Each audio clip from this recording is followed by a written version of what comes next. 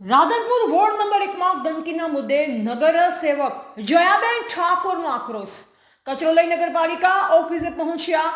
રાધનપુર શહેરના ward number 1 ના અગ્રોસર તળાવ વિસ્તારની લાંબા સમયથી ચાલી રહેલી ગંદકીની સમસ્યાને લઈ આજે નગરપાલિકા કચેરીએ અનોખો વિરોધ જોવા મળ્યો. નગરસેવક જયા ઠાકોરે સ્થાનિક બહેનો, રહીશો તથા કાર્યકર્તાઓ સાથે મળી જાતે જ કચરો એકત્રિત કરી નગરપાલિકાની ઓફિસમાં ઠાલવી તંત્રને ચેતવણી આપી. લાંબા સમયથી રજૂઆત છતાં કાર્યવાહી નહીં. સ્થાનિકોના જણાવ્યા મુજબ છેલ્લા ઘણા સમયથી આ વિસ્તારમાં ગંદકીના ઢગલા જમા થતા હોવાના કારણે રોગચાળો ફેલાવાની ભીતિ ઊભી થઈ છે. નગરસેવક જયા ઠાકોરે અનેકો વખત લેખિત રજૂઆત તેમજ ટેલિફોનિક રજૂઆત પણ કરી હતી. તેમ છતાં પણ નગરપાલિકા તરફથી સફાઈની કોઈ કાર્યવાહી હાથ ધરાઈ નથી. પરિણામે આજે જયા ઠાકોરે જાતે જ સફાઈ અભિયાન હાથ ધરી નગરપાલિકા તંત્ર સામે વિરોધ દર્શાવ્યો. મહિલાઓનો ઉગ્ર આક્રોશ. આ વિરોધ કાર્યક્રમમાં માઇનોરિટી સેલના પ્રમુખ શેરખાન બલોચ, મહિલા શહેર પ્રમુખ સમીરાબેન તથા વિસ્તારની બહેનો મોટી સંખ્યામાં જોડાઈ હતી. મહિલાઓએ જણાવ્યું કે ગંદકીના કારણે ઘરોમાં રોગચાળો ફેલાઈ રહ્યો છે. ઘણા લોકો હોસ્પિટલે ધક્કા ખાઈ રહ્યા છે. કેટલાક દર્દીઓ તો એડમિટ પણ છે. તેઓએ સવાલ ઉઠાવ્યો છે કે દવાખાનાનો ખર્ચ નગરપાલિકા ઉપાડશે. મહિલાએ વધુમાં આક્ષેપ કર્યો કે વિસ્તાર આસપાસ દેશી દારૂની કોથળીઓ ખુલ્લેઆમ જોવા મળે છે.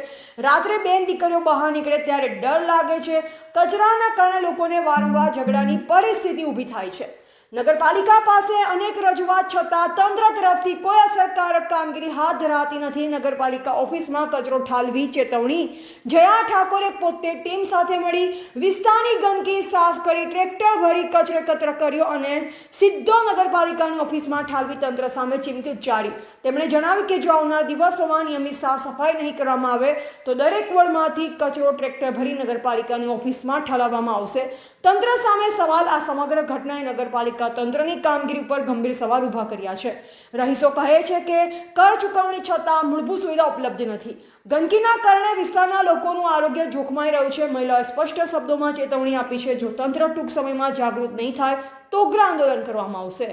તો ગુજરાત લાઈવ ન્યૂઝ સાથે ગોવાભાઈ આહિર. જો અત્યારે નગરપાલિકાના પ્રમુખ બી હાજર નથી. સીઓ સાહેબની ખુરશી પણ ખાલી છે. પાલિકાની અંદર જવાબદાર કોઈ વ્યક્તિ અત્યારે છે નહીં.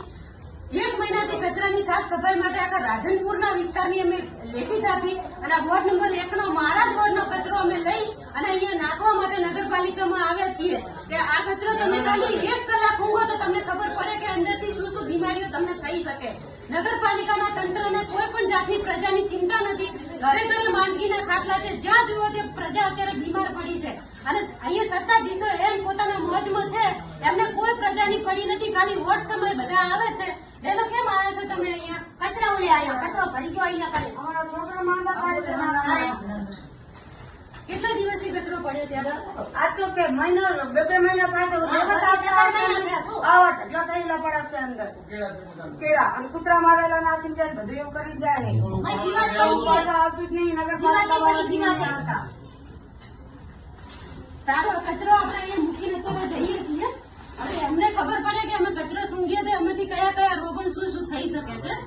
તમે આ તો ભૂકો કચરો લાવ્યો હોય બીજો કચરો ભલે ખબર પડે. હવે 2 દિવસમાં જો આ કચરાનો નિકાલ કરવામાં નહીં આવે તો આખા રાધનપુરનો તમામ કચરો અને દરેક વોર્ડમાંથી આખા રાધનપુરના રહીશો સાથે નગરપાલિકાની અંદર ટ્રેક્ટરો ભરીને કચરો નાખવામાં આવશે. બરાબર.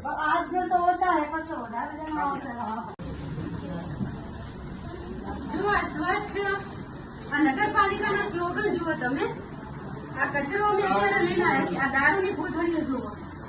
આ જો નગરપાલિકાની સત્તાધીશોને અમે કેટલી વાર રજૂઆતો કરી છે. કચરો લઈ જાઓ, કચરો લઈ જાઓ, પણ કદી ક્યારેય સાંભળતા નથી. એટલે અત્યારે અમારે આ કચરો એમના ઓફિસમાં લઈને નાખવો પડ્યો છે. નગરપાલિકા બિલકુલ નિષ્ક્રિય છે અને આજે પણ નગરપાલિકાના પ્રમુખ હાજર નથી. તેમની ખુરશી ઉપર જ અમે કચરો મૂક્યો છે. નગરપાલિકાના પ્રમુખને કોઈ જાતનો રસ નથી કે નગરની પ્રજાને કઈ સુવિધા પૂરી પાડી. કચરા જેવી વસ્તુ નથી ઉપડાઈ શકતા. આખું સેનિટેશન એમનું નિષ્ક્રિય ગયું છે. જયારે જોવો ત્યારે એ લોકો કોઈ હાજર હોતા જ નથી. નગરપાલિકા માત્ર ને માત્ર નામની છે. અત્યારે હું અમારા માઇનોરિટી સેલના પ્રમુખ શેરખાનભાઈ સાથે તેના સ્થાનિક રહીશો અમારી સાથે આવ્યા છે. બેનો શું પ્રશ્ન હતો તમારા? અમારો પ્રશ્ન એ છે કે અમારા ઘરે અમારા નાના છોકરા છે અને અહીંયા હેડવા હાલમાં જે ખાવા પીવા છે મરેલા કૂતરા નાખીને જાય અને અમે કઈ થાકે પણ તો લેવા આવતા નહીં. અને અમારું માનતા બી નહીં. અમે કહેવા જાય તો એટલે અમને એમ કહે છે કે તમારા બાપુ શું કરીને આપો છો. અને ગંદકી એટલી થાય કે માછલી એટલી જીવડા અમારા બીમાર થાય તો અમને પૈસા આપી દેશે. બીજા નાખવા વાળા કે નગરપાલિકા વાળા કોઈ પૈસા આપી દે છે. મોટર હરગોહર તલાવ ભરવાડ ઓફિસ કચરો કોણ નાખી જાય છે? બધા તો બહાર નાખી જાય છે. બાજી બહાર નાખી જાય. બાઈકો લઈને સ્કૂટી લઈને નાખી જાય. ડાયરેક્ટ બધું અહીંયા કાળી વાળો બી નાખી જાય. લોકો એટલી ગંદકી અમારા છોકરા બીમારી થઈ જાય. અત્યારે હાલતો માણસ હોય અમારા ઘણા છોકરા ગણપતિ દવા લઈને નાખીએ.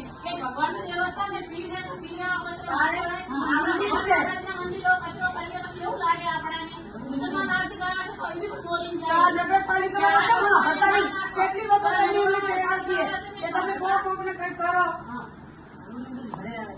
ઘરે ઉડી ઉડીને આવે આખો